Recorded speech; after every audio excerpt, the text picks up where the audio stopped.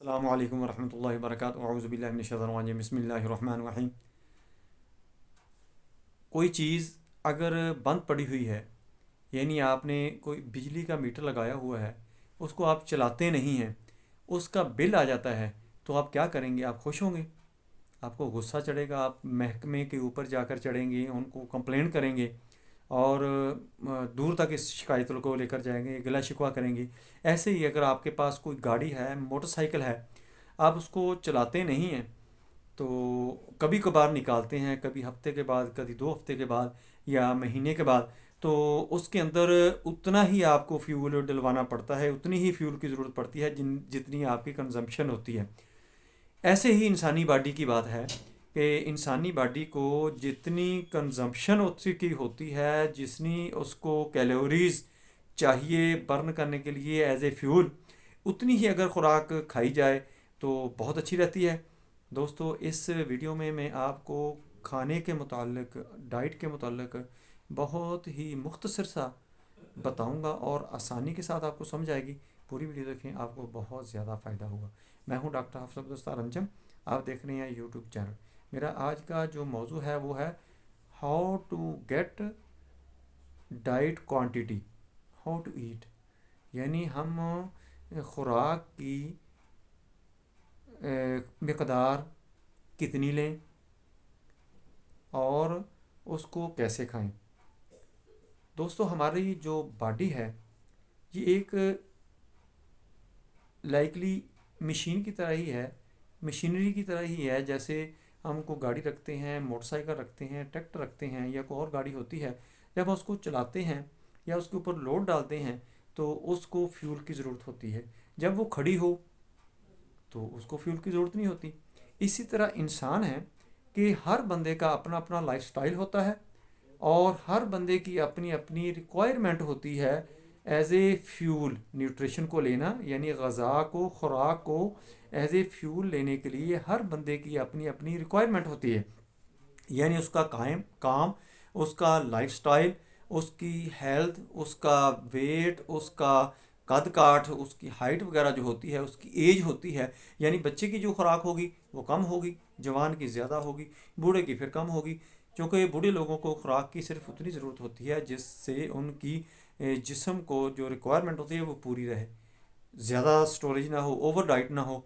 इसी तरह जवान जो होता है, जो एक्टिव होता है, उसकी एक्टिविटी होती है, सारा दिन उसने काम काज करने होते हैं, उसकी जो कंजप्शन होती है बॉडी की, यानी कैलोरीज़ की रिक्वायरमेंट होती है वो ज़्यादा होती है। इसी तरह जो बच्चा होता है उसकी रिक्वायरमेंट कम होती है, चूँकि इसका जिस्म छोटा होता है, उसकी कंजम्पशन कम होती है। उसने को काम काज तो नहीं करना होता, दौड़ खेल कूद वगैरह या दौड़ धूप थोड़ी बहुत जो चलता फिरता है बच्चा, उतनी की ज़रूरत होती है उसको।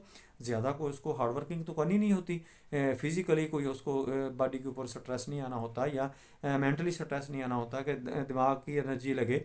यानी जो लोग दिमागी काम करते हैं उनकी दिमाग की एनर्जी वेस्ट होती है, और जो फिज़िकली काम करते हैं यानी लेबर वगैरह का काम करते हैं तो उनको फिज़िकली एनर्जी उनकी वेस्ट होती है, उनको इस किस्म की कैलोरीज की ज़रूरत होती है। दोस्तों, अब हम आते हैं कि हमने खुराक लेनी कैसे है और कितनी मकदार में लेनी है, इसके बेनिफिट्स क्या हैं, नुकसान क्या हैं। ऐसे ही मैंने आपको जैसे तमहीद बांधी थी, इसलिए बांधी थी कि आपको पूरी बात समझ आना शुरू हो जाए। अब मैं बताता हूँ कि आपको बॉडी की ज़रूरत कैसे जांचनी चाहिए या कैसे आपको पता चलना चाहिए कि हमें कितनी ज़रूरत है। यानी आपको बैठकर काम करते हैं या कोई ऐसा है, खुदा न खास्ता कोई बीमार हो गया है या उसका कोई एक्सीडेंट हो गया है, वो बेड रेस्ट पर है, तो उसको खुराक की सिर्फ इतनी ज़रूरत है कि जिससे उसकी बॉडी की रिक्वायरमेंट, उसकी कैलोरीज पूरी हो जाए।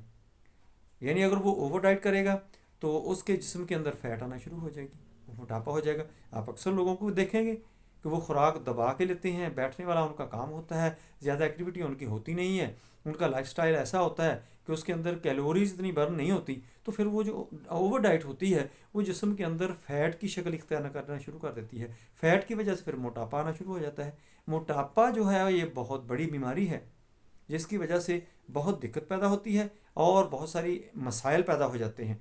इसी तरह अगर ये कोलेस्ट्रॉल की शक्ल इख्तियार करना शुरू कर दे तो फिर ब्लड सर्कुलेशन डिस्टर्ब होती है, को क्लॉट वगैरह वगैरह बनने का शुरू मसला इशू बन जाता है, यानी कोलेस्ट्रॉल लेवल डिस्टर्ब हो जाए, LDL HDL ट्राइग्लिसराइड जब डिस्टर्ब होता है तो फिर हार्ट अटैक का डर बढ़ जाता है। अगर इसी तरह ये खुराक ओवर डाइट लेता रहता है कोई मरीज़, तो उसके अंदर अगर वो यूरिक एसिड की शक्ल इख्तियार करना शुरू कर देता है तो वो उनको आर्थराइटिस हो जाता है, यूरिक एसिड की प्रॉब्लम उसको क्रिएट हो जाती है।